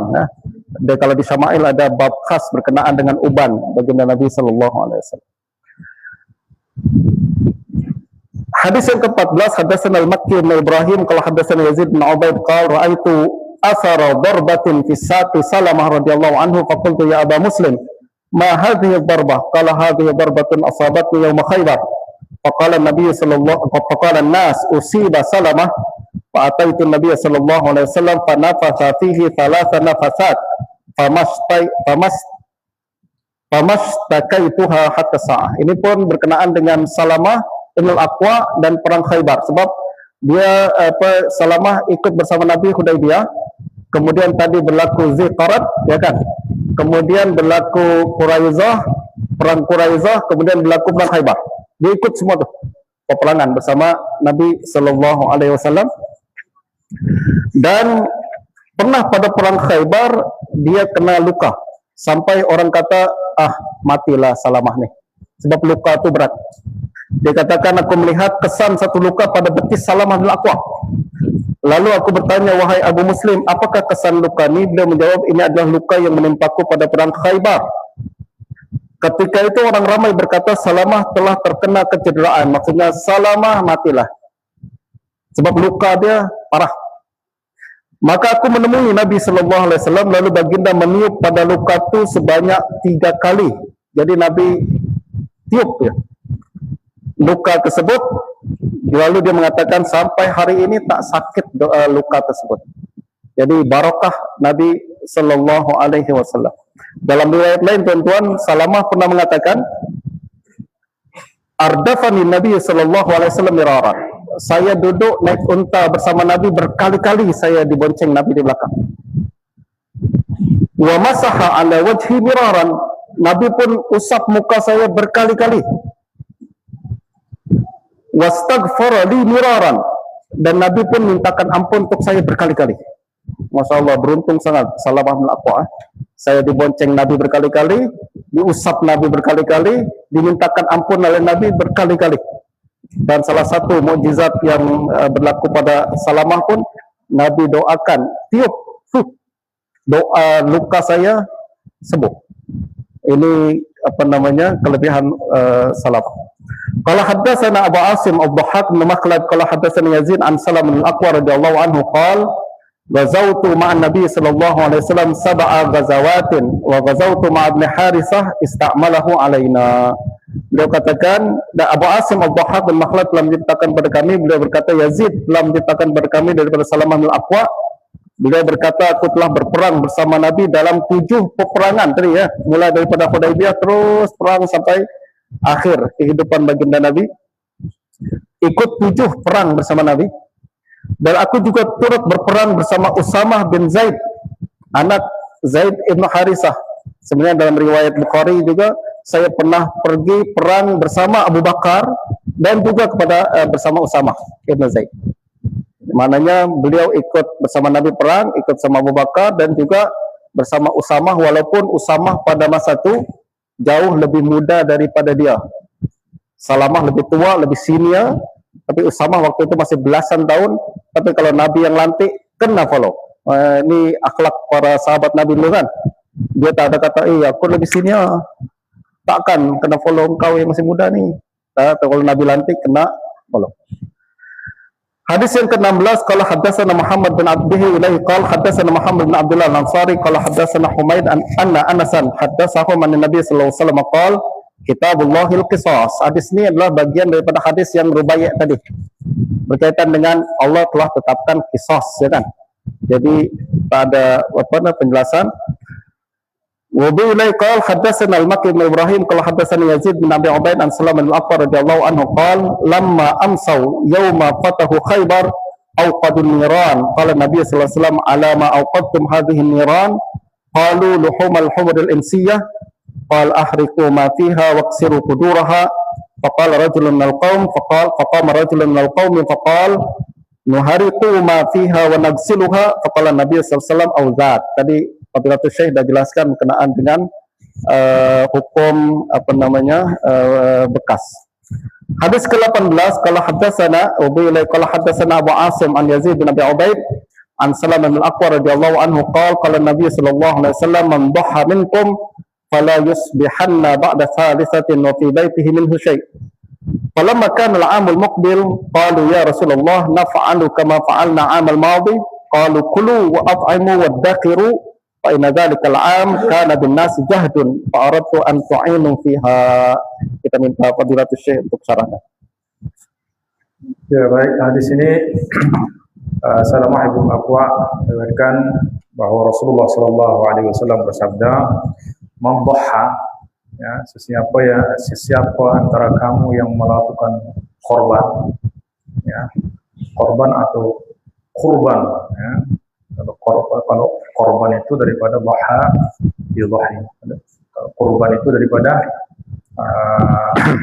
qarraba yuqribu atau qarraba yaqrubu yang bermakna dekat. Kurban itu maknanya sesuatu yang kita sembelih untuk mendekatkan diri kepada Allah, atau sesuatu yang kita persembahkan untuk mendekatkan diri kepada Allah Subhanahu wa taala.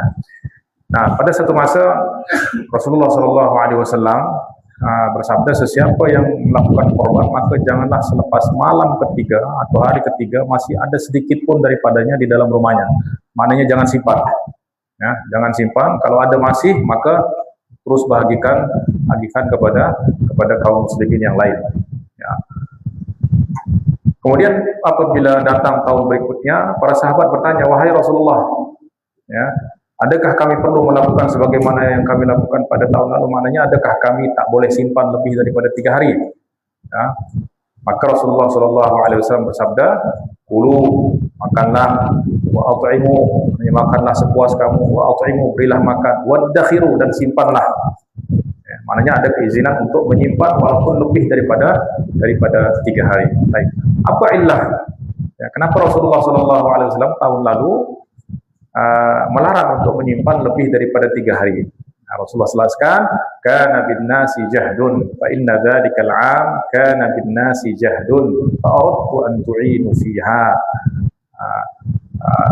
Sesungguhnya pada tahun lalu manusia berada dalam kesusahan, maka aku ingin kamu membantu mereka. Ya. Nah, maka hadis ini maknanya larangan, ya, larangan untuk menyimpan daging korban lebih daripada 3 hari itu berubah dengan berubahnya keadaan. Sebab illah dia adalah kenapa Rasulullah larang, sebab masa itu ada kesusahan, kekurangan makanan. Ya, tapi tidak dinasakh. Maknanya kalau benda itu berlaku semula, berlaku lagi, maka larangan itu pun akan berlaku. Maknanya tidak dikira sebagai nasakh. Ya, kalau nasakh itu maknanya hukum dia akan diangkat seterusnya, dirubah seterusnya. Ya, seperti asy-syaikhu wasy-syaikhatu idza zanaya farjumuha al-battah.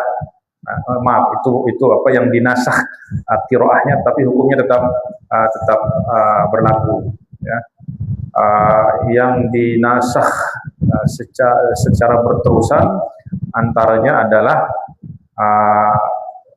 di dalam hadis idza syariba al-khamr, idza syariba ar-rajul khamr fajliduhu, ya, fa in utiya fi ar-rabi'ah faqtuluhu. Tapi kalau sudah kali keempat maka bunuhlah, ya, bunuhlah dia. Kalau 4 kali ya, dia tertangkap sekali dia minum khamr, dicambuk, dipukul.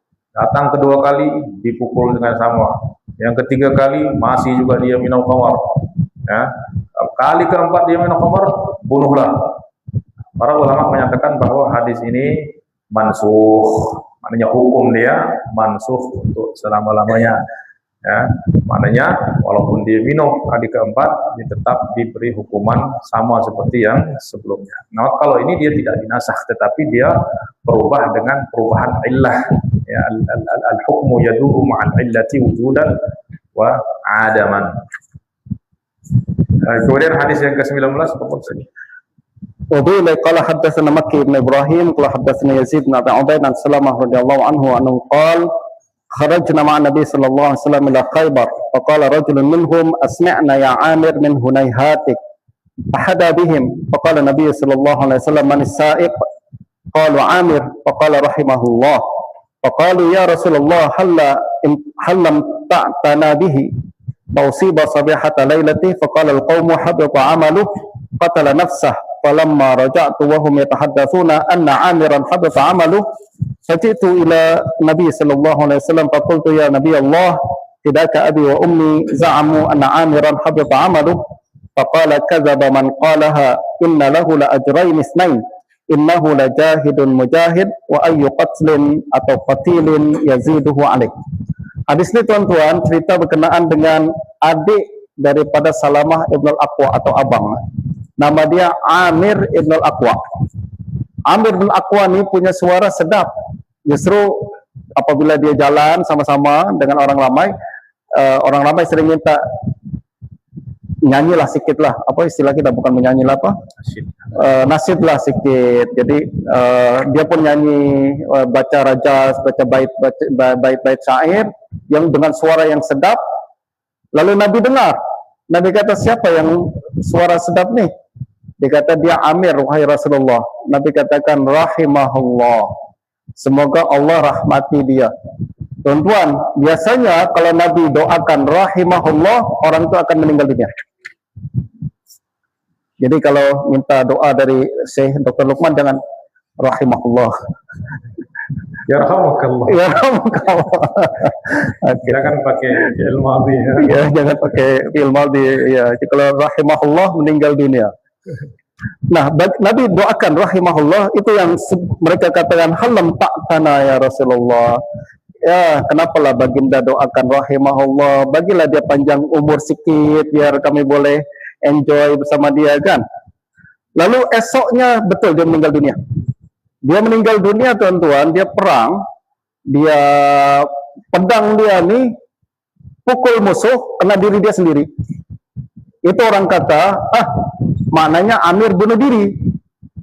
Itu yang kemudian orang ramai bincang-bincang, Amir nih bunuh diri, amalan dia semua terhapus.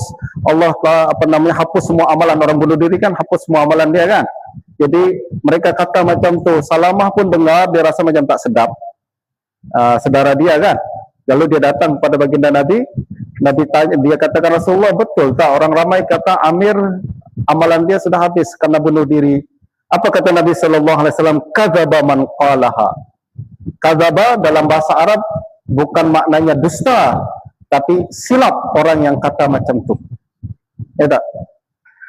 Inna lahu la ajraini isnain. Sebaliknya dia dapat 2 pahala. Innahu la jahidun mujahid. Jahid maknanya dia taat kepada Allah. Pada masa yang sama dia mujahid, dia berjihad. Dia taat kepada Allah, dia juga mujahid. Wa ayyu qatlin yaziduhu alaih. Mana lagi orang meninggal dunia yang lebih banyak pahalanya daripada macam tu? Kata Nabi, tak ada orang yang pahala dia lebih banyak daripada Amir. Kenapa? Sebab jahidun mujahid. Taat kepada Allah, juga dia meninggal dalam jihad. Jadi ini menafikan pandangan sesetengah kalangan berkenaan dengan Amir, sekaligus termasuk dalam manaqib atau kelebihan Amir Ibn al-Aqwa. Hadis ke-20, wa bihi laiqal haddatsana al-Ansari qala haddatsana Humaid an Anas radhiyallahu anhu anna ibnatan Nadhr laqamat jariyah fakasarat thaniyataha fa'atawun Nabi sallallahu alaihi wasallam fa amara bil qisas. Ini pun kisah yang kita bincang berkenaan dengan Rubayy binti Nadhr. Dia patahkan gigi orang, lalu Nabi perintahkan qisas, lalu kita dah tahu cerita berkenaan perkara tersebut. Qala haddatsana Abu Asim wa bi qala haddatsana Abu Asim an Yazid ibn Abi Ubaid an Salamah radhiyallahu anhu qala annahu qala bay'ana an-nabiy sallallahu alaihi wasallam tahta asy-syajarah faqala li ya Salamah ala tubai' qultu ya Rasulullah qad bay'atu fil awal qala wa fi tsani. Tadi ini bincang juga berkenaan dengan Salamah yang baiat Nabi dua kali. Hadis yang terakhir tuan-tuan, wa bihi ilai qala haddatsana Khallad ibn Yahya qala haddatsana Isa ibn Tahman qala sami'tu Anas bin Malik radhiyallahu anhu yaqul nazalat ayatul hijab fi Zainab binti Jahsh wa at'ama 'alaiha yawma idzin khubzan wa lahma wa kanat tafkharu 'ala nisa'in nabiy sallallahu alaihi wasallam wa kanat taqul innallaha ankahani fis sama. Falyakun hadzal khitam li fadilati syekhina Syekh Luqman bisyarh tawil Syekh hatta nastafid min kalam Syekh. Wa tafaddal mashkura. Sudah jam 10 sudah. Baik, ini adalah hadis yang terakhir daripada Sulasiyat Al-Imam Al-Bukhari, yang Imam Bukhari sebutkan di dalam Sahih Al-Bukhari pada bab tajuk tentang firman Allah Subhanahu wa taala, wa kana 'arshuhu 'alal ma', bahwa arsh Allah Subhanahu wa taala ada di atas air. Hadis ini diriwayatkan daripada Khallad bin Yahya, daripada Isa bin Talhan. Dia berkata, saat aku mendengar Anas bin Malik radhiyallahu anhu berkata, nazalat ayatul hijab. Ayat tentang hijab itu turun berkenaan dengan Zainab binti Jahsh. Ya, ayat hijab itu adalah firman Allah Subhanahu wa taala, ya ayyuhalladzina amanu la tadkhulu buyutan nabiyyi illa an yu'dana lakum ila ta'amin ghairi nadhirin inahu walakin idza du'itum fadkhulu ila akhiril ayah. Ini pada masa berkahwin dengan Zainab binti Jahsh turun firman Allah Subhanahu wa taala itu. Apa sebab? Sebab Rasulullah Shallallahu Alaihi Wasallam buat kenduri, ya. Kemudian jamuan makan pada hari itu adalah daging dan roti dengan daging, tapi bukan roti canai ya, roti dengan daging. Nah, kemudian apabila para sahabat dijemput ke rumah Rasulullah Shallallahu Alaihi Wasallam, mereka makan. Selepas mereka makan, mereka sembang, bincang-bincang, sehingga tidak terus keluar. Nah, sehingga itu menjadikan Rasulullah Shallallahu Alaihi Wasallam segan, malu, sebab mereka tidak berangsur daripada rumah Rasulullah Shallallahu Alaihi Wasallam, ya, sehingga Rasulullah merasa malu, merasa segan dengan suruh mereka keluar pun Rasulullah Shallallahu Alaihi Wasallam segan, tapi tetap berada juga merasa tak selesa. Nah, maka Allah Subhanahu Wa Taala memang sebab Allah Subhanahu Wa Taala amat mengasihi Rasulullah Shallallahu Alaihi Wasallam sehingga tidak mau ada sesuatu yang menyakiti Rasulullah Shallallahu Alaihi Wasallam. Allah Subhanahu Wa Taala sentiasa ingin menjadikan Rasulullah Shallallahu Alaihi Wasallam itu berbahagia, ya, ridho, ya. Bahkan seolah-olah kalau kita lihat misal Allah Subhanahu Wa Taala berfirman, "Wala sawfa yu'tika rabbuka fatarda." Jadi Allah Subhanahu Wa Taala pasti akan memberi engkau sehingga engkau ridho. Jadi seolah-olah Allah yang ingin menjadikan Rasulullah Shallallahu Alaihi Wasallam ridho. Nah, sehingga Sayyidah Aisyah pun sering berkata, ma ara rabbaka illa sara'a fi hawaka. Aku tidak melihat Tuhanmu melainkan Dia menyegerakan segala apa yang engkau kehendaki, ya, apa yang engkau inginkan. Bahkan sebelum diucapkan oleh Rasulullah, Allah Subhanahu Wa Taala berikannya, ya. Beza dengan Nabi Musa, ma'ajalaka an qaumika ya Musa, qala ajiltu ilaika rabbi litarda. Beza antara yang diridai dengan yang mencari keridhaan Allah Subhanahu Wa Taala. Ini antara derajat tinggi Rasulullah Sallallahu Alaihi Wasallam di sisi Allah Subhanahu Wa Taala. Nah, apabila Allah melihat Rasulullah segan, tak selesa dengan keberadaan para sahabat di sana, maka turunlah ayat hijab tersebut.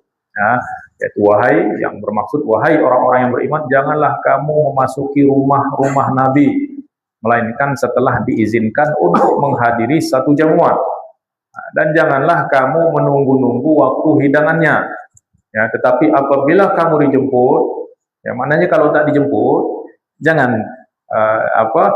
datang ke rumah Rasulullah sahaja untuk supaya Rasulullah bagi aku makan, ya, tapi kalau dijemput maka masuklah, ya.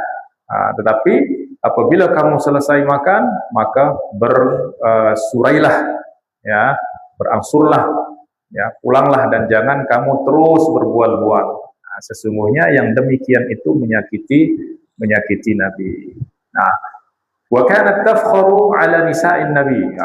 Sayyidah Zainab binti Jahash yang dulu dia dikawinkan oleh Rasulullah Sallallahu Alaihi Wasallam dengan Zaid, ya, dengan Zaid, yang mana Zaid ini adalah Zaid bin Harithah. Ini adalah bekas seorang hamba yang kemudian dijadikan sebagai anak angkat oleh Rasulullah Sallallahu Alaihi Wasallam. Nah, pada zaman jahiliyah, ya, anak angkat itu pada tradisi jahiliyah itu hukum dia mereka buat sama seperti anak kandung, ya, mewariskan harta pusaka, kemudian bekas istri dia tak boleh dikawini oleh ayah dia. Nah, maka Allah Subhanahu Wa Taala ingin membatalkan adat itu. Di samping juga Zainab binti Jahash ini berasal daripada keluarga bangsawan, manakala Zaid berasal daripada keluarga yang maknanya kalau bahasa kita itu kasta yang rendah lah, ya. Nah, sehingga ini menjadikan kehidupan berkeluarga antara dia dan istrinya itu tidak kufu. Nah, sehingga Zainab sebab merasa diri lebih bangsawan, sehingga sering mungkin ada perilaku yang ya secara manusiawi merasa dia lebih daripada suaminya. Ya, bayangkan saja kalau ada misalnya seorang yang pemuda lelaki berkawin, pemuda yang fakir, miskin, tak punya apa berkawin dengan seorang perempuan yang kaya, ya, maka itu akan berat untuk mendapati keselesaan. Nah, sehinggalah dia bercerai. Ya, sebab memang komunikasi juga mungkin tidak akan berjalan dengan baik sebab berasal daripada dua keluarga yang berbeza. Ya, itulah sebabnya kalau di dalam mazhab kita kufu itu ya wajib, ya mesti tidak boleh berkawin dengan yang tidak kufu. Nah, sehingga apabila Zaid telah menceraikan Zainab, maka Allah Subhanahu wa taala kawinkan Zainab binti Jahas dengan Nabi sallallahu alaihi wasallam. Tujuan dia apa? Tujuan dia adalah untuk membatalkan adat jahiliyah dahulu yang mana anak angkat masa itu tidak, kalau dia sudah bercerai dengan istrinya, ya, ayah dia tak boleh kawin dengan dia. Ya. Tetapi dengan turunnya ayat ini ataupun dengan Rasulullah SAW dikawinkan dengan Zainab, sehingga dibatalkan tradisi ataupun kebiasaan tersebut. Soal sebab anak angkat itu memang dia tidak ada hubungan darah, ya, dia adalah orang yang ajnabi, dia adalah orang asing, sehingga tidak ada sebab untuk dia dapatkan warisan atau untuk diharamkan apa yang diharamkan kepada yang mempunyai hubungan darah. Wakana tafkhar, dan ini menjadi kebanggaan kepada Zainab binti Jahas, sehingga sering membanggakan diri di hadapan istri-istri Rasulullah SAW, di mana dia kata bahwa aku, ya, semua yang lain dikawinkan dengan wali, tapi wali aku adalah Allah Subhanahu wa taala. Allah sendiri yang kawinkan aku dengan Rasulullah sallallahu alaihi wasallam, sehingga sering berbangga kepada istri-istri Nabi yang lain. Wa taqul innallaha ankahani fis sama. Baik. Hadis ini diriwayatkan oleh Imam Al-Bukhari pada tajuk wa kana arshuhu 'alal ma'. Ya. Wa kana arshuhu 'alal ma'. Imam kenapa, apa kaitan dengan hadis ini dengan wa kana arshuhu 'alal ma'? Ya, padahal di dalam hadis ini tidak ada menyebut arsy pun. Ya.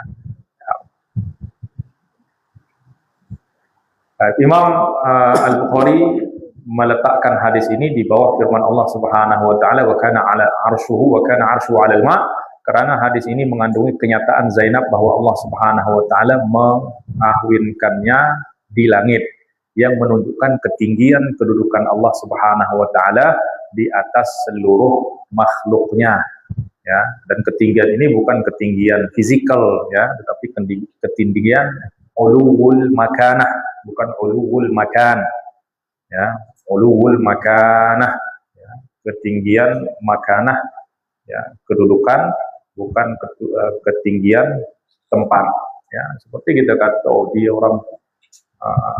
dia adalah apa seperti pejabat tinggi kalau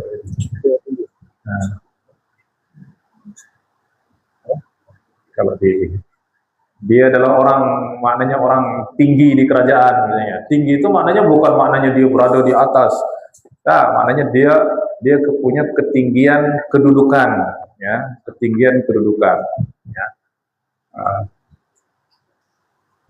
Kemudian Al-Hafidz Ibnu Hajar mengatakan bahwa apa maksud arasy Allah Subhanahu wa taala di atas air? Maknanya Allah Subhanahu wa taala menciptakan air terlebih dahulu, kemudian menciptakan arasy di atas air.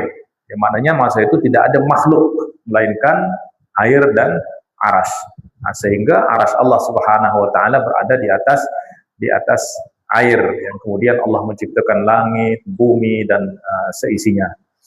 Nah, Imam At-Tibi juga berkata air dan arasy merupakan permulaan bagi alam ini, karena kedua-duanya telah diciptakan sebelum penciptaan langit dan bumi. Pada ketika itu tidak ada sesuatu pun di bawah arasy selain air. Ya.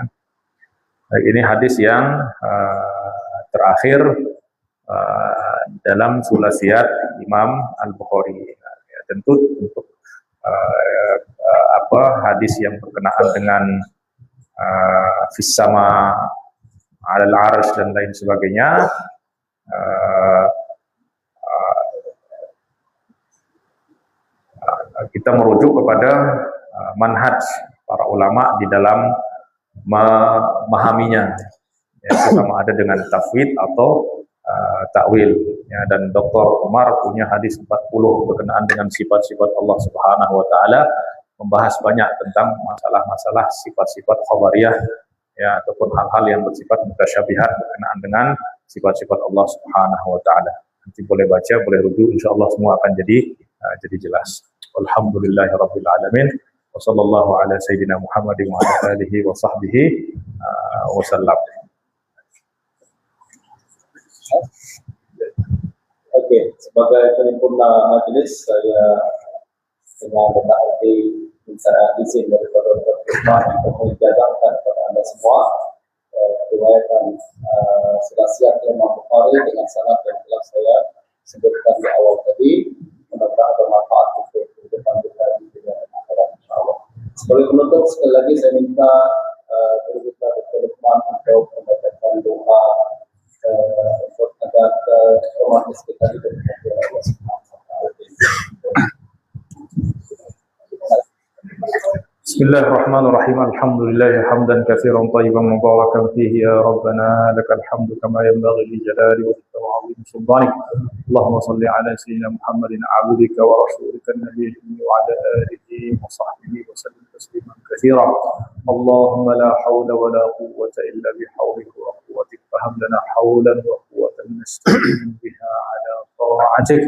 اللهم يا حي يا قيوم برحمتك نستغيث ومن عذابك نستجير أصلح لنا شؤوننا كلها ولا تكلنا إلى أنفسنا طرفة عين. اللهم اجعل جمعنا هذا جمعا مباركا وتفرقنا من بعده تفرقا معصوما ميمونا ولا تجعل فينا ولا منا ولا بيننا شقيا ولا محروما. اللهم لا تدع لنا في مقامنا هذا ذنبا إلا غفرته ولا هما إلا فرجته ولا دينا إلا قضيته ولا مريضا إلا شفيته ولا ميتا إلا رحمته ولا طالب علم إلا نجحته ولا معلما إلا وفقته ولا حاجة من حوائج الدنيا والآخرة إلا قضيتها ويسرتها برحمتك يا أرحم الراحمين. اللهم كما جمعتنا هذه الليلة في روضة من رياض جنتك وفي مسجد من مساجدك اجمعنا يوم القيامة في مجلس حديث رسول الله صلى الله عليه وسلم. اجمعنا يوم القيامة في روضة من رياض جناتك في الفردوس الأعلى مع الحبيب الأعظم سيدنا محمد صلى الله عليه وسلم. اللهم اجعلنا خادمين لكتابك وسنة نبيك صلى الله عليه وسلم. اللهم استعملنا لكتابك وسنة رسولك صلى الله عليه وسلم. اللهم ارزقنا اتباعه وارزقنا حبه وارزقنا العمل بسنة نبيك صلى الله عليه وسلم. اللهم ارزقنا كمال الاتباع وكمال المحبة لرسول الله وكمال المحبة لأمة سيدنا رسول الله صلى الله عليه وسلم وكمال المحبة لسنة نبينا صلى الله عليه وسلم. اللهم كما أدرجت أسماءنا في أسماء رجال هذه الأسانيد اللهم أدرجنا معهم في رحمتك وأدخلنا معهم في رحمتك يا أرحم الراحمين. ربنا اغفر لنا ذنوبنا ولوالدينا وارحمهم كما ربونا صغارا ولجميع المؤمنين يوم يقوم الحساب. اللهم ربنا هب لنا من أزواجنا وذرياتنا قرة أعين واجعلنا للمتقين إماما. اللهم ربنا أوزعنا أن نشكر نعمتك التي أنعمت علينا وعلى والدينا وأن نعمل صالحا ترضاه وأصلح لنا في ذرياتنا إنا تبنا إليك وإنا من المسلمين. ربنا اجعلنا مقيم الصلاة ومن ذرياتنا ربنا وتقبل دعاء. ربنا زدنا علما وارزقنا فهما ووفقنا عملا صالحا متقبلا وافتح علينا بفتوح العارفين. ربنا برحمتك يا أرحم الراحمين. ربنا آتنا في الدنيا حسنة وفي الآخرة حسنة وقنا عذاب النار. وصلى الله على سيدنا محمد وعلى آله وصحبه وسلم. وسبحان ربك رب العزة عما يصفون وسلام على المرسلين والحمد لله رب العالمين.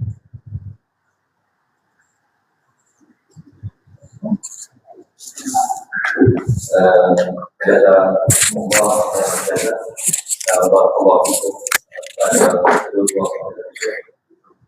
Dr. Luqman Hasan dan Dr. Muhammad atas sempurnaan majelis ilmu pada malam hadis kuliah hadis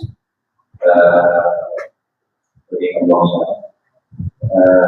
syarah perjalanan dan syarah hadis ulama dan juga kesulasihan Imam Bukhari rahimahullah alhamdulillah.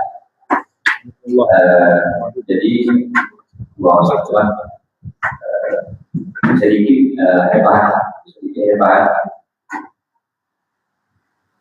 yaitu kenangan dengan di luar sana ada jualan buku atau kitab. Siapa yang belum mendapatkan dia ada di luar sana. Dan juga ada beberapa kitab di mana romantis suami istri dalam kehidupan Rasulullah SAW. Sekarang kan bungsu ini Dr. Usman Lazami dan Al-Mu'aqqaw Bidatain tadabbur surah Al-Falaq dan surah An-Nas oleh istrinya. InsyaAllah ada di luar sana. Dan itu yang pertama. Dan yang kedua, ini sebagai hebat dibuka untuk sumbangan dan infak pada pengajar yang utama, yaitu Al-Ustaz Imam Nawawi, yang bawakan majlis kita pada malam ini kerjasama atau perjuangan bersama surah Al-Hijrah terhadap Presiden Pak Ahmad dan rakan Dr. Tina Bali Bisa dan lain-lain lagi lah. Di luar sana ada merupakan sumbangan dan infak dan juga ada buku lain di luar sana boleh ambil bagi penyertaan ataupun boleh sama-sama kita sumbangkan untuk majlis ini. Dan Syekh Dr. Luqman dalam siri jawab bukan hanya hari ini sehingga hujung minggu ini adalah boleh rujuk poster-poster lah jawab pada kali ini bulan ini. Yang kedua dan yang ketiga, saya mewakili pihak surah Al-Hijrah mengucapkan ribuan terima kasih lah kepada Allah dan jasa sekalian kepada Syekh dan seluruh muslimin dan muslimat pencipta ilmu yang hadir untuk memuliakan hadis pada malam ini. Segala kekurangan dan kelemahan mereka akan bertemu dan insyaAllah kita akan perbaikan pada masa akan datang insyaAllah. Dan akhirnya ganjaran ataupun jamuan disediakan kepada semua Allah. Jadi diingatlah kepada selanjutnya kawanan kita akan memilih itu semua terlebih dahulu lah untuk bersama atau untuk jamu saudara insyaAllah. Wabillahi taufiq. Saya kira sampai sini saja. Wallahu ta'ala. Sekali lagi terima kasih dan maaf dari kekurangan. Bila itu